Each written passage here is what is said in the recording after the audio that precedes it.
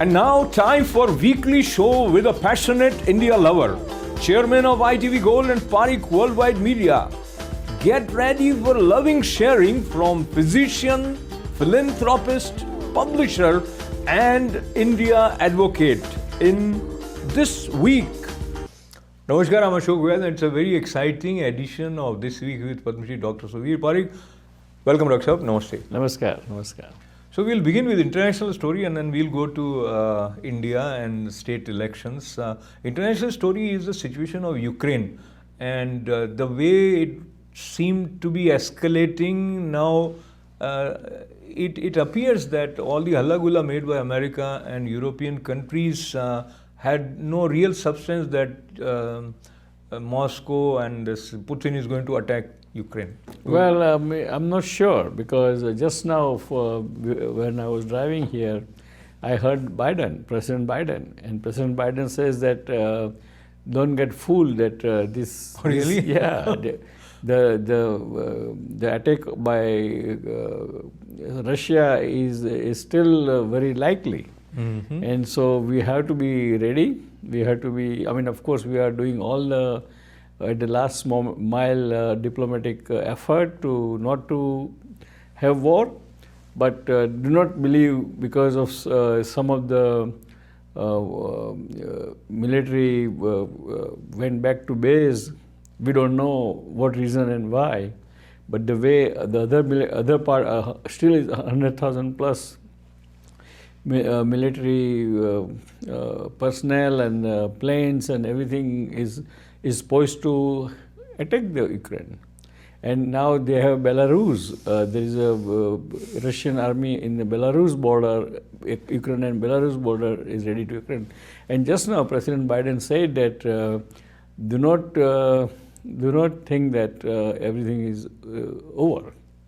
Very interesting because what Putin is saying that they have started pulling out forces from Belarus also, and Western nations are just creating this kind of optics which works against Russia. But overall situation seems to be tense because even the reference of the possibility that Russia may even use a nuclear bomb was also being discussed. I don't think they will use nuclear bomb, but because if they use nuclear bomb, then of course Western country will finish the Russia. No, it won't happen that way. But Russia may, 80% Russia may not do anything because they don't want to have war either because they don't want destruction of the Russia, they don't want destruction of the Ukrainian people because even though they've captured the Ukraine, 50% of the Ukrainian people are against Russia right now. So they will not cooperate. And so sometimes what happens, even if you win and conquer something, but to maintain that conquered area is not that easy. Right. Day to day, not easy. So I think probably it won't happen. That's my guess. But according to our USA administration, still even President himself, just now this afternoon, he had a press conference and he said that the threat of the attack of Russian attack to the Ukraine is real reality. Probably they have some sources and they have some information through their intelligence. Right. Which, as a layman, when you read in the newspapers, you don't get it. But the way our world has become like a global village is seen not only in the fast communication, but also how certain forces respond to something that happens in a place like India. And it was like 6 or 8 girls wanted to enter in the classroom wearing hijab, which was not a part of the deal with the school system. And that has escalated into a very full-blown protest. Not only that, OIC calls that India is not being fair with minorities. Even from America also the kind of statements was made to which India's foreign ministry have objected that this is our internal affair. So your take on this whole situation? I think it is internal affair of the India, and again, unfortunately, all the political party is making trying to take political mileage out of it, and they should not. And actually, this kind of subject should be decided by Supreme Court. That what is right and what is wrong, what's a person's right according to the Constitution.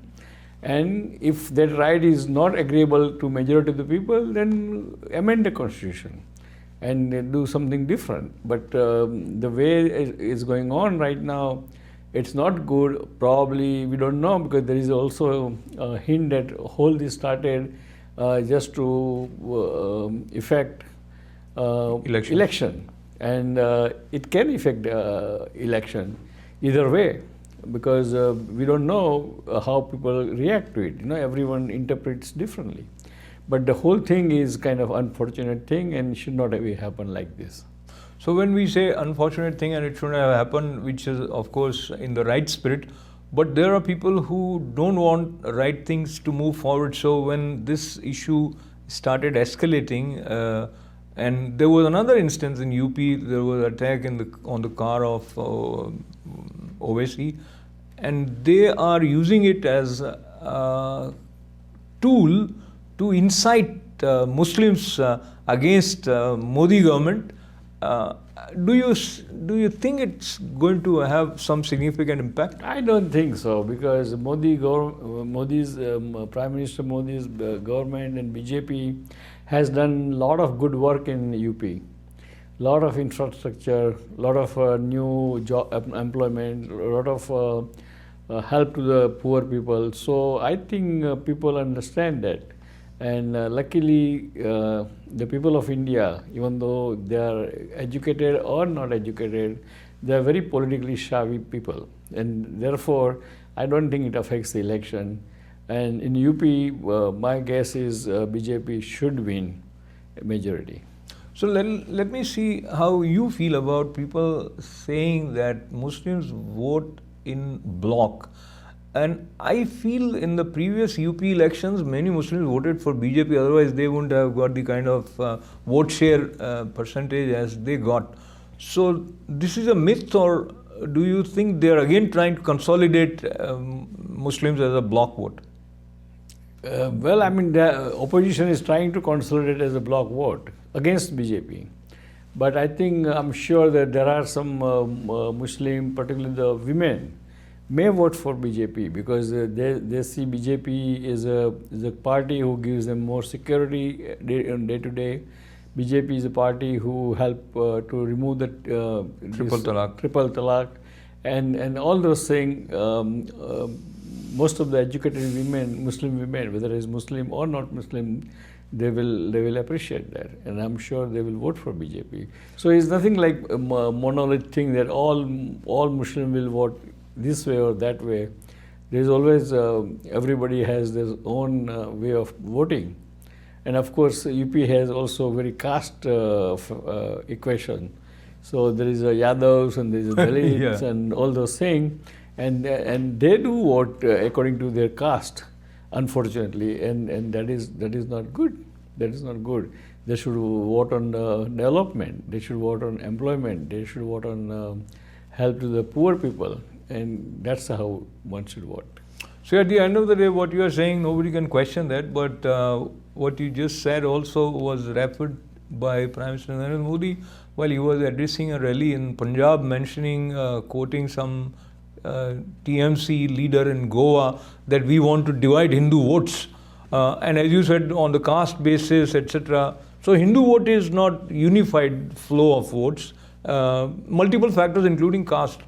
Yes, that is true, and probably you are right that probably Hindu vote is more divided among themselves than Muslim vote or Yadav vote or Dalit votes. Because Hindus are more intellectual, more educated overall, and always when people are more educated and more informed, always they have their own personal way of thinking, and that's a fact of the life. So what works for you may not work for you also sometimes is what collectively when we look at the political system as it is. Now in this context, there was a case of farmers' agitation and at Lakhimpur, 4 farmers were killed and one central minister's son is given bail today as on 15th February, though Right. he was behind bars since 8th October.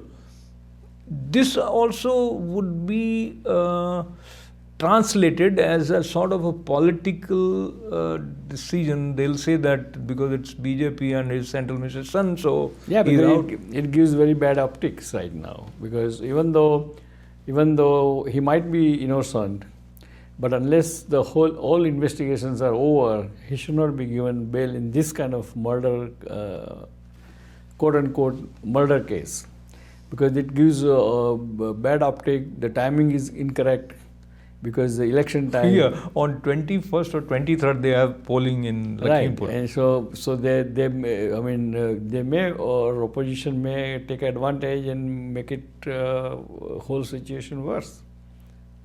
So talking about situation and talking about the way Akhilesh Yadav is campaigning and again I'm bringing the way judicial system functions, and this gentleman who has served as Chief Minister of Uttar Pradesh is saying openly on a public platform that all false cases have been used to implicate Azam Khan. Now, he is questioning the judiciary, the whole system, which also puts you to the thinking that when he is working as Chief Minister, probably he is also using government machinery to his advantage. So that puts a question mark on the total fairness of the system. Yes, I mean, total fairness and total working of the system. But I'm at least I'm glad that Azam Khan is still in the jail. Yes. And he will be in jail. And so, I mean, at least the judicial system is working that way, and it should work that way. Unless I mean, I think he was convicted, if I'm For not several wrong. multiple cases. So I mean, there should not be any pity or sympathy for that kind of person. And so I do not agree with what Akhile's comment is. I think it's wrong, you know. Whoever is, doesn't matter which party they belong to, if you have all the accusation, and if you are convicted, after accusation is one thing, but conviction is a final thing, and if you are convicted, then I think there should be get punished. And India, all this chaos in India, corruption in India, is because of nobody gets punished at the end, and unless you punish someone, the other person will not behave properly.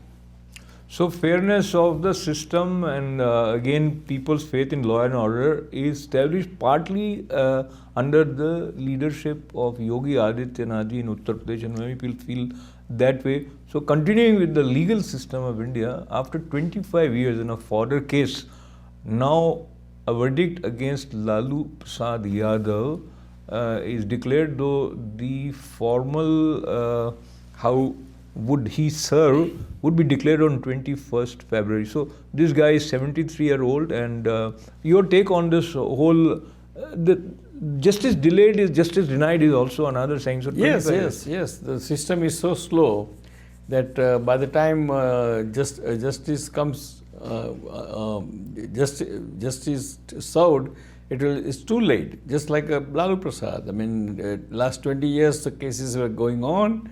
And of course, he went to jail for a few years now. 36 months, 17 days, yes. Right. So that shows that our system has to be improved or reformed. And there is more judges are needed, and more system has to be on the fast track. Or there is a fast track court should be there for certain crimes like rape or robbery or corruption of the government money. Those things should go on the fast track rather than waiting for 20 years to answer that question. Absolutely. Only the celebrity cases go on the fast track sometimes. But as we conclude, finally looking at states, Punjab, Uttar Pradesh, Goa, Jharkhand, your take on the possible outcome in these states. Of course, there are still more votes to be casted.